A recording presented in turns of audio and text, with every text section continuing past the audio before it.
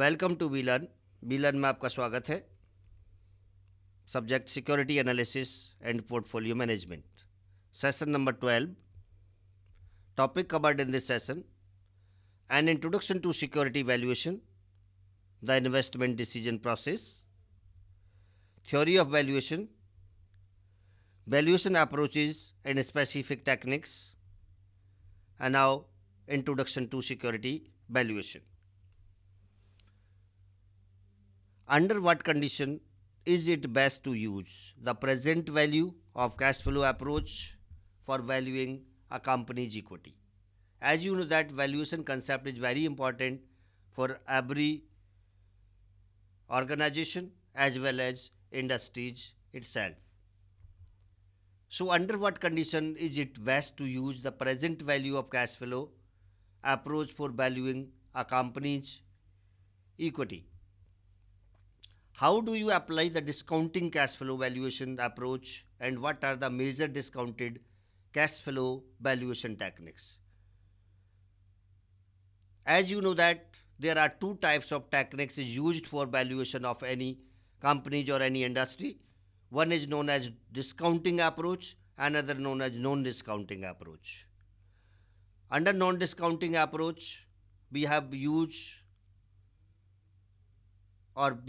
not used the time value of money concept.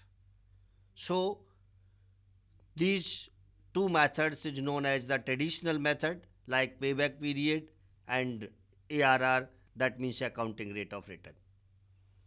Whereas discounting technique is bifurcated in three different categories, like NPV method, IRR method and PI method, where NPV means net present value method, IRR internal rate of return method, and PI profitability index. What is the dividend discount model and what is its logic? What is the effect of the assumptions of the DDM, that means dividend discount model, when valuing a growth of company, and how do you apply the DDM to the valuation of firm that is expected to experience temporary supernormal growth? How do you apply the relative valuation approach? All the answer of these questions is given in next slide and next to next slide. So, an introduction to security valuation: what are the major relative valuation ratios? How can you use the DDM to develop an earning multipliers model? What does the DDM model imply are the factors that determine stock price equity ratios? What two general variables need to be estimated in any of the cash flows models and will affect all of the relative valuation model? So, how do you estimate the major input to the stock valuation model? Number one, the required rate of return, and number two, the expected growth rate of earning and dividends. What additional factors of dollar must be considered when estimating the required rate of return and growth of foreign security? So determine the required rate of return. Evaluate the investment decision process. How the investment decision process step out. Number one, determine the required rate of return. सबसे पहले हमें क्या करना है? Required rate को determine करना है कि किसी इन्वेस्टमेंट में कितना रिक्वायर्ड रेट ऑफ रिटर्न है. Then evaluate the investment to determine if its market price is consistent with your required rate of return. Then estimate the value of security based on its expected cash flows and your required rate of return. Compare this intrinsic value to the market price to decide if you want to buy it. Now, valuation process, two approaches. Number one, top-down, three-step approach. Number two, bottom-up, stock valuation, stock picking approach. The difference between the two approaches is the perceived importance of economic and industry influence on individual firms and stocks. Now, top down three steps approach. General economic influences decide how to allocate investment funds among countries and within countries to bonds, stocks, and cash. Industry influences determine which industries will prosper and which industry will suffer on a global basis and within countries. And then company analysis determine which companies in the selected industry will prosper and which stocks are undervalued. Thus the three steps process work. Studies indicate that most changes in an individual firm's earning can be attributed to changes in aggregate corporate earnings and changes in the firm's industry. Does the three-step process work? Studies have found a relationship between aggregate stock prices and various economic series such as employment, income, or production. An analysis of the relationship between rates of return for the aggregate stock market, alternative industries, and individual stocks showed that most of the changes in rates of return for individual stock could be explained by changes in the rates of return for the aggregate stock market and the stocks industry. Now, theory of valuation. The value of an stock or assets is the present value of its expected return. You expect an asset to provide a stream of return while you own it. Theory of valuation. To convert this stream of returns to a value for the security, you must discount this stream at your required rate of return.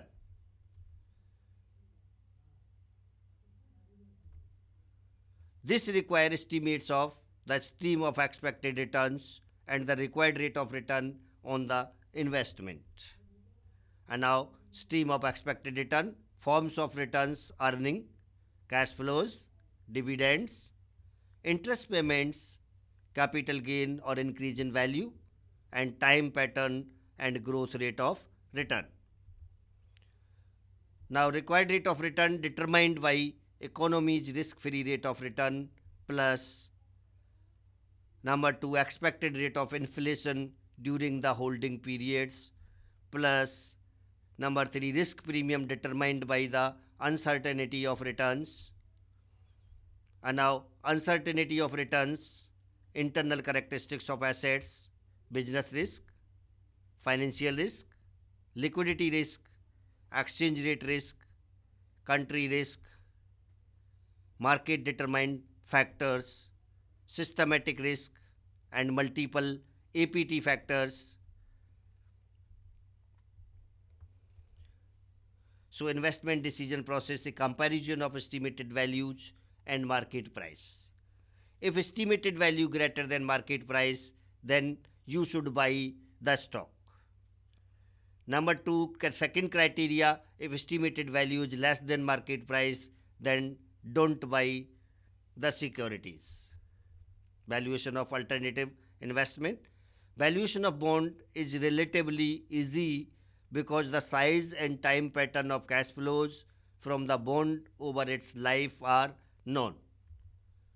So interest payment usually every 6 months equal to 1/2 the coupon rate times and the face value of the bond, and the time will be doubled. Payment of principal on the bonds maturity dates. So example, in 2000 $10,000 bond due in 2015 with 10% coupon rates. So discount these payment at the investors required rate of return.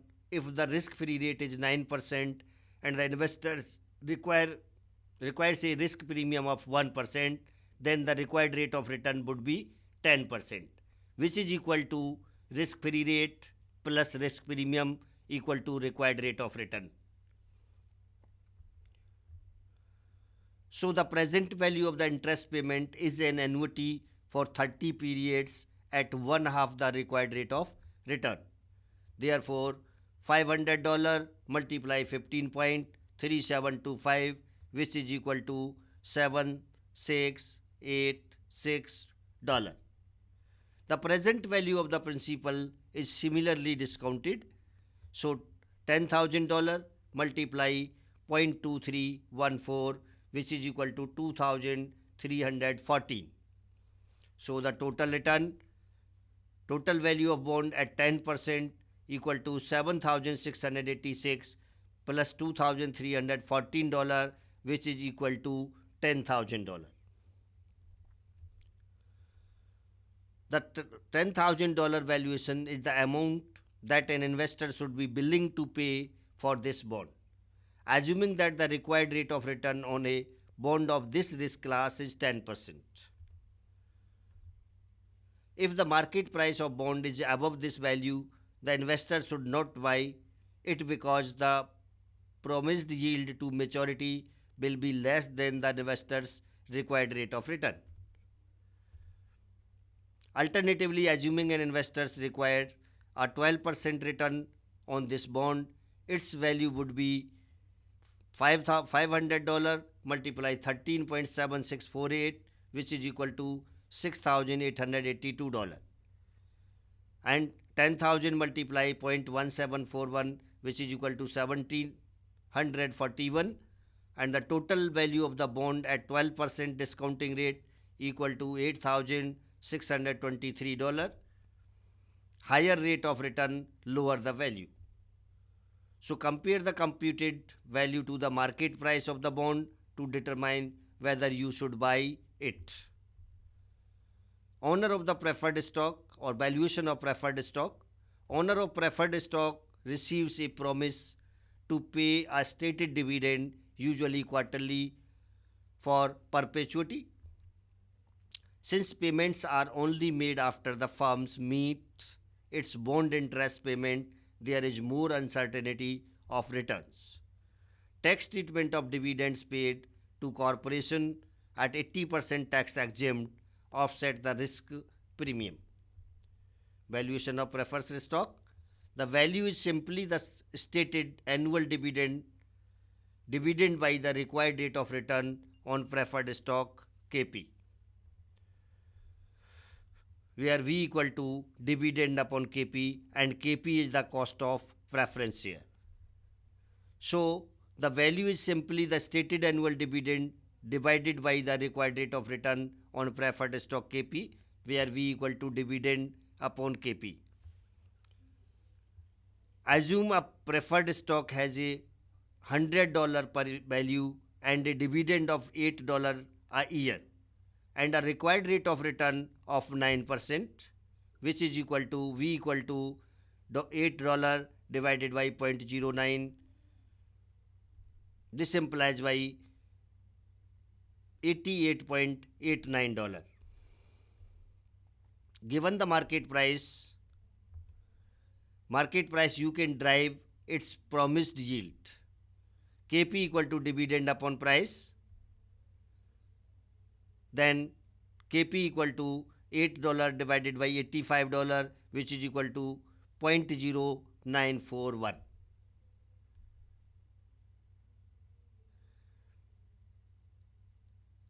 At a market price of 85 rupees, this preferred stock yield would be 8 upon 85, which is equal to 0.0941%. So, two approaches have developed.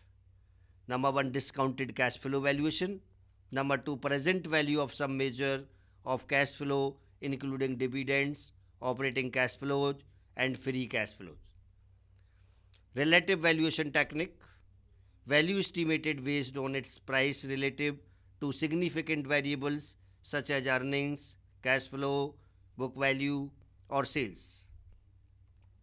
These two approaches have some factors in common. Investors' required rate of return, estimated growth rate of the variables used, and now why and when to use the discounted cash flow valuation approach. The measures of cash flow use dividends, cost of equity as the discount rate, Operating cash flows, weighted average cost of capital WACC, free cash flow to equity, cost of equity. Dependent on growth rates and discount rate, why and when use the relative valuation technique provides information about how the market is currently valuing stock. Aggregate market, alternative industries, individual stock within industries. No guidance as to whether valuations are appropriate. Best used when have comparable entities. Aggregate market is not a valuation extreme. So discounted cash flow valuation technique, Vj equal to summation of t equal to 1, t equal to n, CFT upon 1 plus k to the power t, where Vj equal to value of stock j, n equal to life of the assets, CFT cash flow in period t, and k the discount rate that is equal to the investor's required rate of return for assets j, which is determined by the uncertainty or of the risk of the stock's cash flows.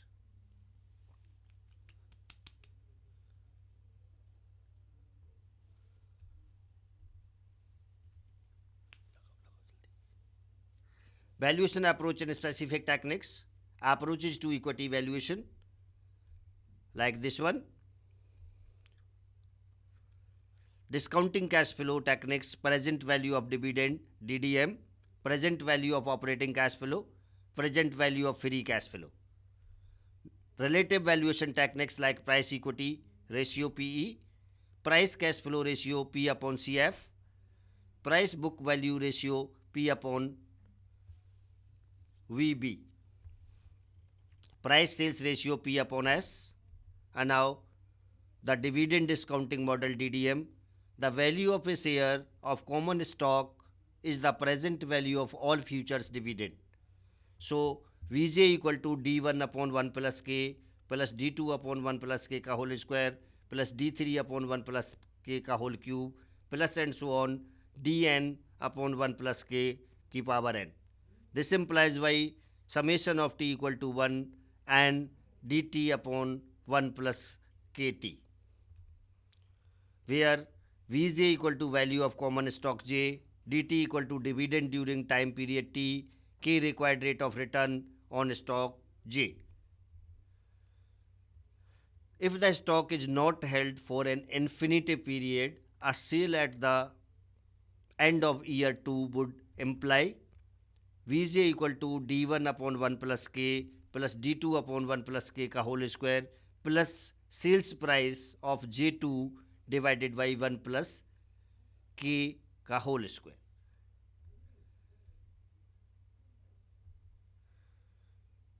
So selling price at the end of the year 2 is the value of all remaining dividend and payments, which is simply an extension of the original equation.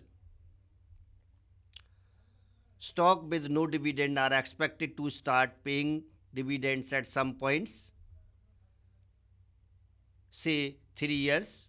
So Vj equal to d1 upon 1 plus k plus d2 upon 1 plus k का whole square plus d3 upon 1 plus k का whole cube plus and so on d infinity upon 1 plus k infinity, where d1 equal to 0, d2 equal to 0. So infinity period model assumes a constant growth rate for estimating future dividend. So Bj equal to d0 1 plus g upon 1 plus k plus d0 1 plus g square upon 1 plus k square plus and so on d0 1 plus g की power n divided by 1 plus k to the power n. Infinity period model assumes a constant growth rate for estimating future dividend, where Vi equal to value of stock j, d0 dividend payment in the current period, g equal to the constant growth rate of dividends, k equal to required rate of return on stock j, n equal to the number of periods which we assume to be infinity. So Vj equal to d0 1 plus g upon 1 plus k plus d0 1 plus g का square upon 1 plus k का square plus and so on d0 1 plus g to the power n upon 1 plus k to the power n. Infinity period model assumes a constant growth rate for estimating future dividend. Therefore, Vj equal to d1 upon k minus g. This can be reduced to this forms.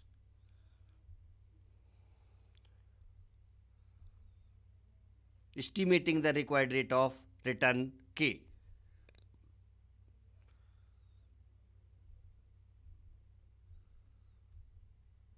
Estimating the dividend growth rate g. Assumptions of DDM. Dividends growth at a constant rate. Number 2, the constant growth rate will continue for an infinite period of time. Number 3, the required rate of return k is greater than the infinitive growth rate g. Growth companies have opportunity to earn return on investments greater than their required rate of return. To exploit these opportunities, these firms generally retain a high percentage of earning for reinvestment and their earnings grow faster than those of a typical firm. This is inconsistent with the infinite period DDM assumption. The infinite period DDM assumes constant growth for an infinitive period, but abnormally high growth usually cannot be maintained indefinitely. Risk and growth are not necessarily related. Temporary condition of high growth cannot be valued using DDM. Valuation with temporary supernormal growth. Combine the models to evaluate the years of supernormal growth and the use of DDM to compute the remaining years at a sustainable rate. For example, with a 14% required rate of return and dividend growth of year 1 to 3, 25%, 4 to 6, 20%, 7 to 9, 15%, and 10 onward, 9%. So valuation with temporary supernormal, Vj equal to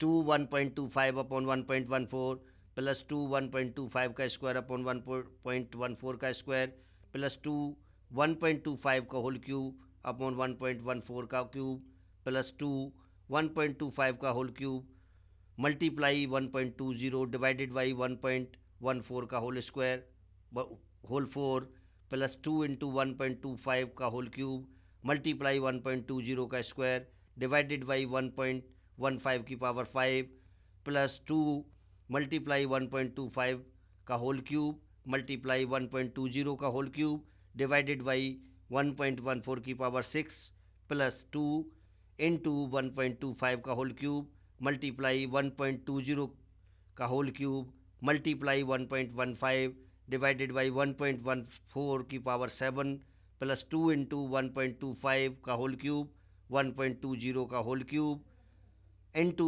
1.15 की power का square divided by 1.14 की power 8 plus 2 into 1.25 का cube plus 1.20 का cube plus 1.15 का cube divided by 1.14 की power 9.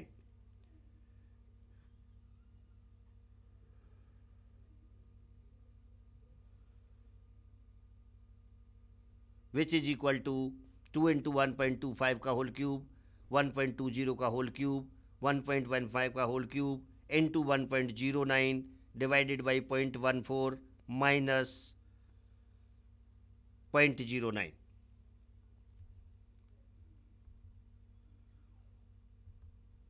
And now do it yourself. What is valuation techniques? How they are used in management decision. Question number 2. How do you value of equity? And that's it from session number 12. Thank you.